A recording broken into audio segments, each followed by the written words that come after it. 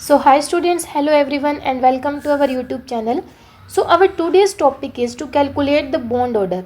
See, bond order हमारे पास क्या होता है कि जितने भी एलिमेंट्स हमारे मॉलिक्यूल के अंदर पार्टिसिपेटेड है उन्होंने कितने बॉन्ड बना रखे हैं. फॉर एग्जांपल नाइट्रोजन में हमारे पास 3 बॉन्ड होते हैं. ठीक है, ऐसा क्यों? क्योंकि अपना ऑक्टेट कंप्लीट करने के लिए, स्टेबिलिटी के लिए 3 बॉन्ड बनाते हैं. लाइक ऑक्सीजन के अंदर हमारे पास O2 मॉलिक्यूल में 2 बॉन्ड होते हैं. तो अगर हमें इस तरीके से कोई भी मॉलिक्यूल दे दिया जाए तो हम बॉन्ड ऑर्डर कैसे निकालेंगे? तो जो इसका बेसिक कॉन्सेप्ट होता है वो तो हमारा होता है मॉलिक्यूलर ऑर्बिटल थ्योरी MOT से, और वहाँ पे इसका फॉर्मूला रहता है 1/2 number of electron in bonding minus number of electrons in anti bonding. अब देखो, इसके लिए आपको पूरा MOT डायग्राम ड्रॉ करना पड़ेगा. उसके बाद you have to calculate the total number of electrons in bonding then anti bonding. फिर ये पूरा फॉर्मूला यूज़ करके आप बॉन्ड ऑर्डर तक पहुंच पाओगे. तो इस क्वेश्चन को कि हम किस तरीके से बॉन्ड ऑर्डर कैलकुलेट कर सकते हैं उसको ईजी वे में बनाने के लिए, टाइम कंज्यूम ना करे इस तरीके से, हम एक ट्रिक जनरेट करते हैं. तो इसके लिए आपको कुछ पॉइंट नोट करने पड़ेंगे. सबसे पहले आपको क्या नोट करना है? You have to calculate the total number of electrons. Total number of electrons, आपको इलेक्ट्रॉन्स काउंट करने हैं उस मॉलिक्यूल के अंदर जितने भी एलिमेंट्स हैं उन सब का. सेकंड, आप पॉइंट यहाँ पे डाल सकते हो कि अगर उस आयन के ऊपर माइनस चार्ज है तो हमें उतने ही इलेक्ट्रॉन्स क्या करने पड़ेंगे? ऐड करने पड़ेंगे. क्यों? क्योंकि हमें पता है कि माइनस चार्ज किस वजह से आता है? Because of the addition of the electron, gain of electron. तो जितने इलेक्ट्रॉन्स हम गेन करेंगे उतना ही माइनस चार्ज उतने ही इलेक्ट्रॉन्स हम क्या कर देंगे? ऐड कर देंगे. अगर हमारे पास आयन है जिसके ऊपर पॉजिटिव चार्ज है तो वहाँ पे हमें क्या करना पड़ेगा? उतने ही इलेक्ट्रॉन्स क्या करने पड़ेंगे? माइनस करने पड़ेंगे. उतने ही इलेक्ट्रॉन्स माइनस. तो अब देखो, इसके लिए ट्रिक हमारे पास क्या है? Firstly write down the counting like 14, 13, 12, 11, 10. Similar way 15, 16, 17, 18. तो अब हमें यहाँ पे क्या करना है? 14 को एक रेफरेंस मानना है. इस 14 को क्या करना है? रेफरेंस मानना है. और चाहे हम जाएं अबव और चाहे बिलो इन नंबरिंग, लाइक 14 से चाहे आप 13, 12, 10 की तरफ प्रोसीड करें और चाहे डाउनवर्ड प्रोसीड करें 15, 16, आपका जो बॉन्ड ऑर्डर होगा वो होगा decrease. Our bond order will decrease. Bond order of the molecule decrease. और वो भी कितने फैक्टर से? By the factor of 0.5. By the factor of 0.5. और इस रेफरेंस को, जिसको हमने 14 एज अ रेफरेंस मानना है, इसका बॉन्ड ऑर्डर होगा 3. इसका बॉन्ड ऑर्डर क्या होगा? राइट, 3.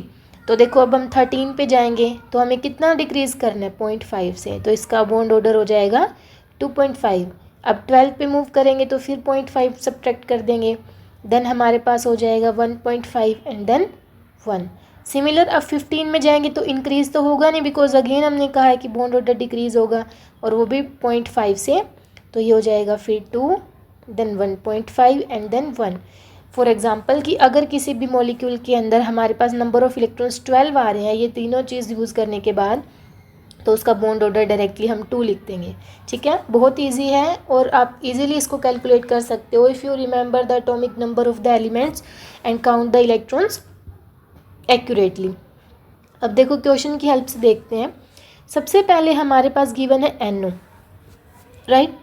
अब नाइट्रोजन के पास हमारे पास इलेक्ट्रॉन्स होते हैं 7, because its atomic number is 7.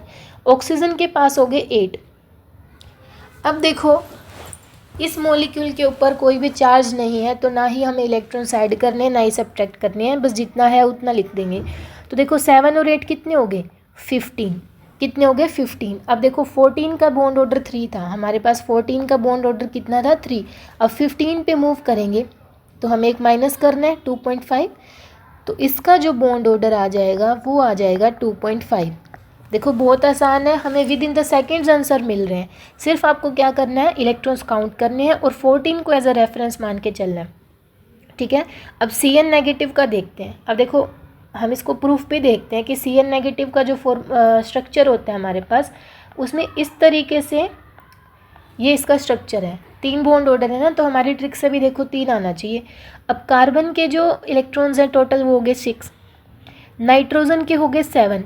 अब देखो, इस आयन के ऊपर हमें माइनस चार्ज गिवन है, तो जितना माइनस चार्ज उतने ही देखो हमें नंबर ऑफ़ इलेक्ट्रॉन्स क्या करने हैं? ऐड. नंबर ऑफ इलेक्ट्रॉन्स क्या करने हैं, ऐड। तो 1 माइनस चार्ज है तो हम 1 इलेक्ट्रॉन यहाँ पे ऐड कर देंगे। टोटल कितना हुआ 14, 6 + 7 13 + 1 14। अब देखो 14 आ गया, 14 को हमने रेफरेंस मानना था और 14 रेफरेंस है तो उसका जो बॉन्ड ऑर्डर है वो कितना रहेगा 3। बॉन्ड ऑर्डर विल बी 3, मतलब कि कार्बन और नाइट्रोजन ने 3 बॉन्ड बना रखे हैं। देखो यहाँ पर है 1 2 3, 1 सिग्मा एंड 2 पाई, तो हमारा आंसर विल बी करेक्ट। अब देखो O2 के लिए हम कैलकुलेट करके देखते हैं। अब ऑक्सीजन के पास 8 इलेक्ट्रॉन, 2 ऑक्सीजन है तो दूसरी के लिए भी 8 लिख लेते हैं। 8 एंड 8 कितना हो गया 16।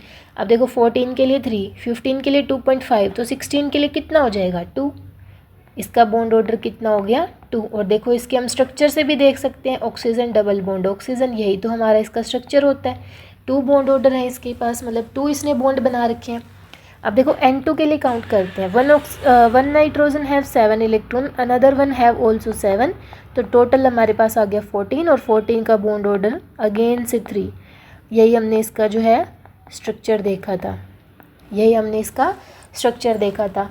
सिमिलरली B2 के लिए, अब जो बोरोन है उसके पास कितने इलेक्ट्रॉन्स होंगे 5, और दूसरे बोरोन के पास भी 5, टोटल कितने हो गए 10।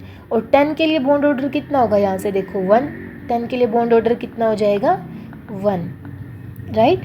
सिमिलरली O2 नेगेटिव, अब ऑक्सीजन के पास 8, सेकेंड ऑक्सीजन भी 8 और 1 माइनस चार्ज गिवन है तो 1 इलेक्ट्रॉन हमें ऐड करना पड़ेगा, तो टोटल हो गया 17। अब देखो 16 का बॉन्ड ऑर्डर 2 था तो 17 का एक और कम हो जाएगा, है ना, 16 का एक और कम हो जाएगा तो इसका 0.5 आ जाएगा, तो इसका जो बॉन्ड ऑर्डर होगा 1.5। तो बस इतनी सी ट्रिक थी कि आपको क्या करना है, simply you have to calculate the total number of electrons, और अगर चार्ज नेगेटिव में गिवन है तो आपको क्या करना है, उतने ही इलेक्ट्रॉन्स ऐड कर देने हैं, और पॉजिटिव गिवन है तो आपने माइनस कर देने। इसकी हेल्प से हम बहुत ईजिली बॉन्ड स्ट्रेंथ भी कैलकुलेट कर सकते हैं। क्या कैलकुलेट कर सकते हैं, बॉन्ड स्ट्रेंथ। वो कैसे, अब देखो जितने नंबर ऑफ बॉन्ड बनाए होंगे उस मॉलिक्यूल ने उतना ही उसकी स्ट्रेंथ होगी, जितने नंबर ऑफ बॉन्ड्स होंगे उतनी ही उसकी क्या होगी स्ट्रेंथ, हमें उसको ब्रेक करना क्या हो जाएगा, मुश्किल हो जाएगा। अब देखो तो हम बोल सकते हैं कि जो हमारा बॉन्ड स्ट्रेंथ है वो डायरेक्टली प्रोपोर्शनल है बॉन्ड ऑर्डर के, बॉन्ड स्ट्रेंथ जो है वो डायरेक्टली प्रोपोर्शनल है बॉन्ड ऑर्डर के। और अगर हमें बॉन्ड लेंथ निकालना हो, फॉर एग्जांपल अगर हमारे पास किसी मॉलिक्यूल के अंदर 1 बॉन्ड है और किसी के अंदर 2 बॉन्ड है, तो जितना ज़्यादा वो बॉन्डिंग करता जाएगा उसके जो ऑर्बिटल्स हैं वो आपस में बिल्कुल क्लोज आते जाएंगे और उसकी जो बॉन्ड लेंथ है वो कम होती जाएगी। तो जितना ज़्यादा बॉन्ड ऑर्डर उतना ही उसकी जो बॉन्ड लेंथ है वो कम होती जाएगी, शॉर्ट होती जाएगी। तो हम क्या बोल सकते हैं कि जो बॉन्ड लेंथ है वो इन्वर्सली प्रोपोर्शनल है बॉन्ड ऑर्डर के, इन्वर्सली प्रोपोर्शनल है बॉन्ड ऑर्डर के। तो ये 2 चीज़ भी देखो यहाँ से हम बिल्कुल ईजी तरीके से देख सकते हैं। अब देखो हम कंपेयर कर लेते हैं यहाँ से CN negative and O2, CN negative and O2। CN negative का हमारे पास बॉन्ड ऑर्डर था 3 और O2 का बॉन्ड ऑर्डर है हमारे पास 2, O2 का बॉन्ड ऑर्डर है 2। अब मैंने कहा कि जो हमारे पास बॉन्ड स्ट्रेंथ है वो डायरेक्टली प्रोपोर्शनल होती है बॉन्ड ऑर्डर के। अब दोनों में से बॉन्ड ऑर्डर किसका ज़्यादा है, CN नेगेटिव, CN नेगेटिव का बॉन्ड ऑर्डर ज़्यादा है, तो हम बोल सकते हैं कि जो बॉन्ड स्ट्रेंथ का ऑर्डर होगा उसमें CN नेगेटिव ज़्यादा होगा एज़ कम्पेयर टू O2। और अगर हम बात करें बॉन्ड लेंथ की, तो जितना ज़्यादा बॉन्ड बढ़ता जाएगा उसकी जो लेंथ है वो कम होती जाएगी। बॉन्ड ऑर्डर अगर हमारा इंक्रीज़ होता जाएगा तो जो बॉन्ड लेंथ है वो डिक्रीज़ होती जाएगी। तो देखो बस इसका बॉन्ड ऑर्डर ज़्यादा है तो इसकी लेंथ शॉर्ट हो जाएगी, तो बॉन्ड लेंथ का जो ऑर्डर हमारे पास होगा वो हो जाएगा O2 greater than CN negative. तो इस तरीके से आपने क्या किया, विद इन द सेकेंड आप बॉन्ड ऑर्डर कैलकुलेट कर सकते हो, उससे बॉन्ड स्ट्रेंथ कैलकुलेट कर सकते हो और उससे बॉन्ड लेंथ भी कैलकुलेट कर सकते हो। तो this is very easy trick, this is very easy trick. So hope you will enjoy this lecture. So thank you and have a nice